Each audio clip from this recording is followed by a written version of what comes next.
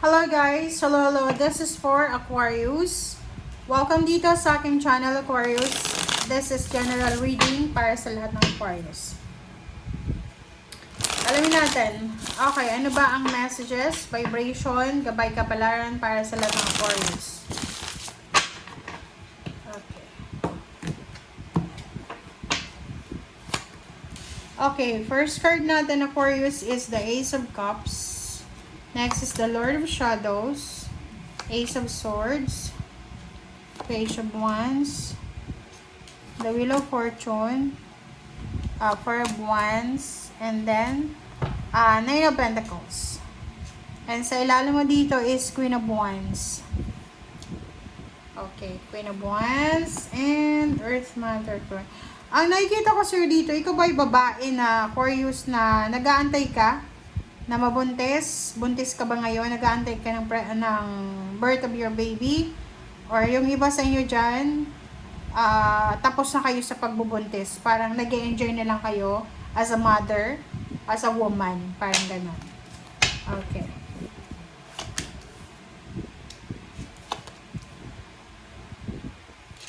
Aquarius.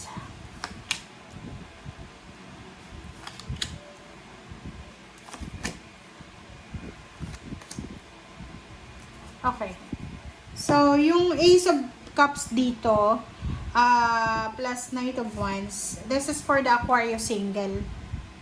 Kung single ka na Aquarius, sinasabi ng barahan na there's an exciting love offer. There's an exciting emotional journey na magsisimula sa buhay mo. Okay? Sensya na guys, kung gumagalaw siya. Ang electric pan kasi.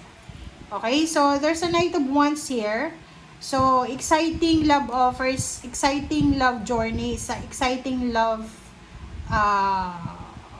blossoming of love life, parang ganun. Okay, next naman is the Lord of Shadows and the Star.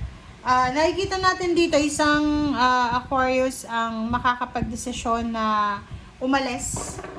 Pwedeng gusto mong subukan yung pagiging OFW, or pwedeng OFW ka na, so hindi ka na masaya sa lugar kung saan ka nagtatrabaho. So, you're trying to find another country or another destination na kung saan mo talaga hahanapin yung success mo. Kumbaga, nakikita natin dito sa dalawang barahan na yan, 13 na Lord of Shadows and the Star, na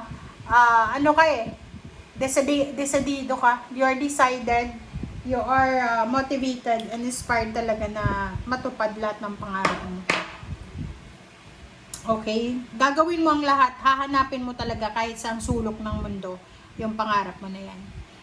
Nine of Cups and Ace of Swords. So, nakikita natin dito na pwedeng nag-aantay ka. Maybe you're waiting for a visa, for the confirmation message, medical result. And pagod na pagod ka na sa paghihintay. Tingnan mo yung yung Nine of Wands dito. Yung Nine of Wands is parang sobrang ka na, ginawa mo na yung best mo, pero pakiramdam mo, wala pa rin nangyari. Yung Nine of Wands dito is parang pakiramdam mo, kahit anong gawin mo, wala pa rin nangyayari. Kahit anong subukan mo, pero wala pa rin nangyayari. Parang ganon, yung hopeless ka na, helpless. Okay, so next naman is Ten of Cups and Page of Wands. Sinasabi ng bara sa'yo dito, Aquarius, na in terms of relationship, in terms of family life, there's a good future coming para sa'yo, or there's an assurance. So, sure na daw na ang future mo regarding sa love life and the family ay napaka-stable and secured and happy. Sinasabi ng bara sa'yo dito na may magbabago, may posibleng transformation na darating sa buhay mo na pwedeng magdala sa'yo ng peace and harmony. Knight of Swords and then Four of Wands. So, makikita mo dito, isang napakaganda, napaka-importanteng balita ang posibleng matatanggap mo, like from your family members, from your relatives, or there's a good news here. Like, for example, plano mong magpatayo ng bahay, plano mong magpakasal, plano mo mag-travel, so, or plano mo magkaroon ng additional member ng family, so, there's a good news coming para sa'yo. And, 9 of Pentacles and 7 of Wands, sinasabi ng bara sa'yo dito, same with the Star and the Lord of Shadows, dalawa yung message dito, na pareho, Aquarius, na sinasabi ng bara sa'yo na, talagang poproteksyonan mo,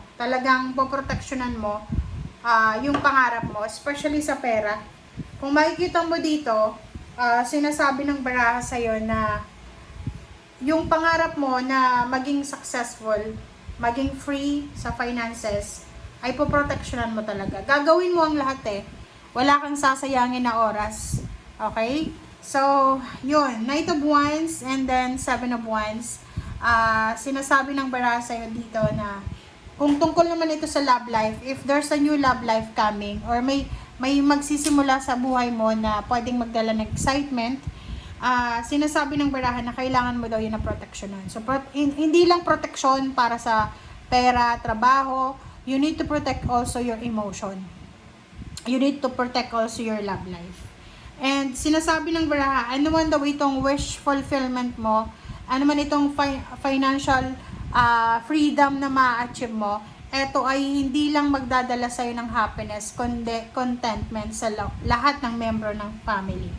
And yun, kung makikita mo tong The Star, sinasabi ng barahan na ang pangarap mo is magkaroon ng stable na family life, bahay, lupa, sasakyan, malaking halagang pera, makapag-travel, magkaroon ng babies, parang ganun. So yun yung pinaka pangarap mo sa buhay.